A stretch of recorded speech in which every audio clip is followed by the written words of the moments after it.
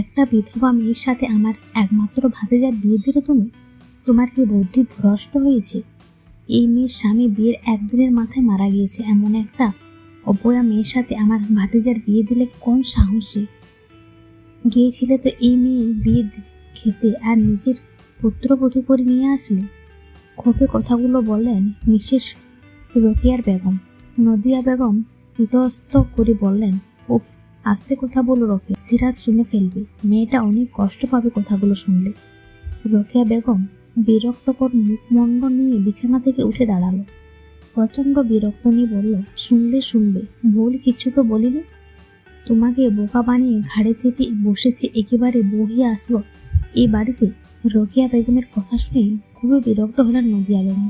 গম্ভীর কণ্ঠে বললেন, এইসব আউলতাবল কথা কেন বলছো?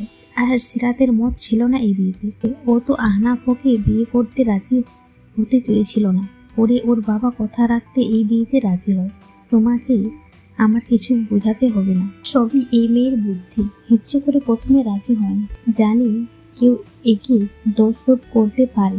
আমি কি বুঝি না জ্বালাকে? নদিয়া বেগম পুনরায় গম্ভীর কণ্ঠে বলেন, সবাইকে নিজের মতো মনে করো না, তুমি এখন যেতে পারো, তোমার এখানে আর কোনো কাজ নেই। রোকেয়া বেগম রেগে গেল নদিয়া বেগমের কথায়। ভালো করে নিজের অপমানটা বুঝতে পারলেন, কিন্তু কিছু বলল না। আর হাত থেকে ফুলের ডালাটা বিছানার উপর রেখে রুম থেকে চলে আসেন। রোকেয়া যাওয়ার দিকে তাকিয়ে এক দীর্ঘশ্বাস ত্যাগ করল নদিয়া বেগম। নদিয়া আর রোকেয়া বেগম মিলে রুম ফুল দিয়ে সাজাচ্ছিল। নদিয়া বেগম ফুলের ডালাটা হাতে নিয়ে উঠে দাঁড়ালো, ডালাটা বারান্দায় রেখে ভিতরে আসলো। রুমে আসতে দেখলো অন্য মনস্ক হতে সিরাত দাঁড়িয়ে আছে। নদিয়া বেগম সিরাতের কাছে এগিয়ে গেল। সিরাত এত সময় ওয়াশরুমে ছিল, কিন্তু রোকেয়া বেগম সব কথা তার পূর্ণকৌর হয়েছে। হঠাৎ মাথা করে স্পর্শ সিরাত চমকে উঠল। নদিয়া বেগম গরম শ্রেণী সিরাতের মাথায় হাত বোলাতে হেসে বললেন, ভয় কেন পাচ্ছ না? ভয়ের কিছু নেই, আমি তো আছি। মুহূর্তে চোখ ছলছল করে উঠল সিরাতের। আজ পর্যন্ত এখনো কেউ তাকে বলেনি ভয়ের কিছু নেই, আমি তো আছি।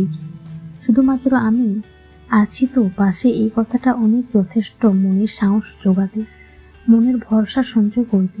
কিন্তু এই কথাটা অনেক দুর্বল লাইন, সহজে শুনতে পাওয়া যায় না। যদি যেত তাহলে হয়তো জীবনের কঠিন সময় অনেক সহজেই পাড়ি দেওয়া যেত।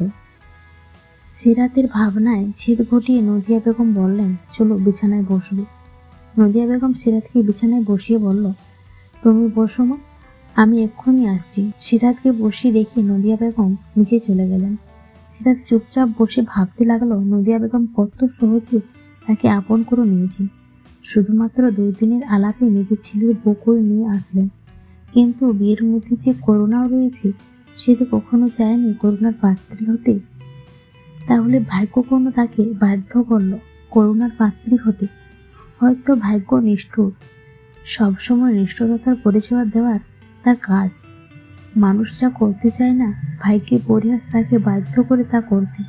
আজকে সিরাতের বিয়ে ছিল আদনানের সাথে। আদনান নিজ থেকে বিয়ের প্রস্তাব দিয়ে সিরাতের। আগে একটা বিয়ে হয়েছিল, বিয়েটা হয়েছিল পারিবারিকভাবে, কিন্তু বিয়ের পর তিনি অ্যাক্সিডেন্টে মারা যায় তার স্বামী। সাথে সাথে নতুন বইয়ের তামকা থেকে বিধবার তামকা লাগে যায় গায়ে। সব জেনে আদনান তাকে বিয়ে করতে রাজি হয়, কিন্তু বিয়ের আসরে এ কথা তার মা জানে, বিয়েতে অস্বীকার করেন তিনি। আর আদনানও কোনো কথা না বাড়িয়ে বিয়ের আসর থেকে চলে যায়। ভরা বিয়ের আসরে একটু কথা পাত্রীর হয় সিরাত। সবার অপমানের হাত থেকে বাঁচাতে তখনই নদিয়া বেগম এসে নিজের ছেলের জন্য বিয়ের প্রস্তাব দেয়। সিরাত প্রথমে রাজি হয়নি, কিন্তু পরে যার কথা রাখতে বিয়েতে রাজি হয়। হঠাৎ রুমে প্রবেশের আভাস বুঝতে পেরে সিরাত দরজার পানে তাকায়। নদিয়া বেগম হাতে খাবারের প্লেট নিয়ে ভেতরে প্রবেশ করছে। সিরাতের পাশে বসে ভাত মেখে তার সামনে ধরালো। সিরাত শুধু থমকে সেদিকে তাকিয়ে রয়েছে।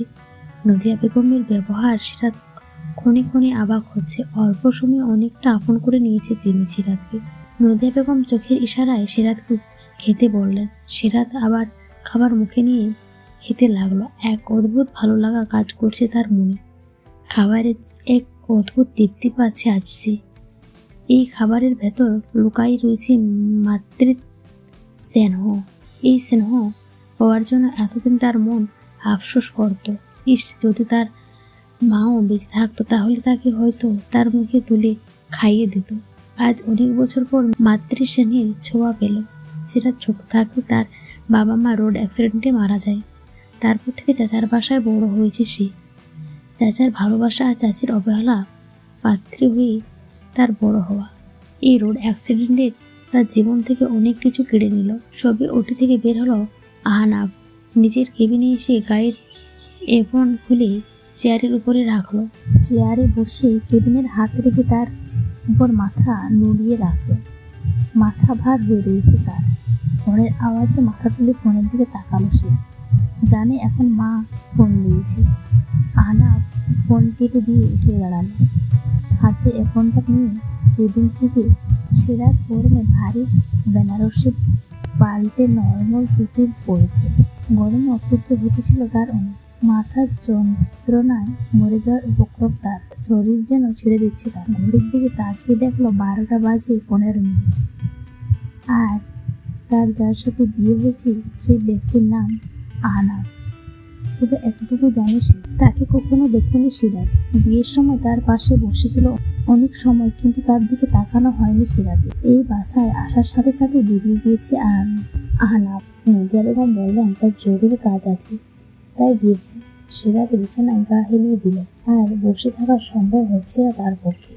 বিছানায় শুতে নিজের অজান্তে ঘুম পড়ল সিরাত। কিছুক্ষণ পর আহনাব দরজা খুলে ভিতরে প্রবেশ। রুমে আসতেই চোখ গিয়ে পড়লো সিরাতের দিকে। বাইরে ঠান্ডা হাওয়া বইছে, হয়তো ঝড় আসবে। রুমের জানলা খোলা, বাইরের বাতাস রুমে ঠান্ডা আবহাওয়া তৈরি করছে। নিত্য এই ঘুমন্ত রমণের দিকে তাকিয়ে রয়েছেন আহনাব। সে তাকানো বেশি সময় স্থায়ী হলো না। আহনাব সিরাতের দিকে দৃষ্টি ফিরিয়ে হয়তো নিজের দিকে তাকালো। আধ ভেজা হয়ে রয়েছে। দ্রুত কবারের কাছে গিয়ে নিজের জামা কাপড় নিয়ে ওয়াশরুমে চলে গেল। টাওয়াল দিয়ে চুল মুছতে মুছতে বের হলো আহনাব। পরনে সাদা টি শার্ট আর কালো ট্রাউজার। টাওয়াল চেয়ারে মিলে দিয়ে রুমের জানলা বন্ধ করলো। মন স্থির করলো সোফায় ঘুমাবে।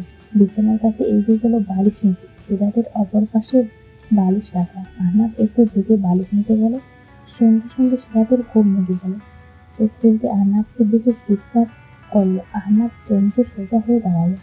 সে পুরো থমকে গেল। সিরাত উঠে বসে যা বললো তা শুনে আহনাব পুরো অবাক। গল্পটা কেমন হয়েছে অবশ্যই কমেন্ট করে জানাবে।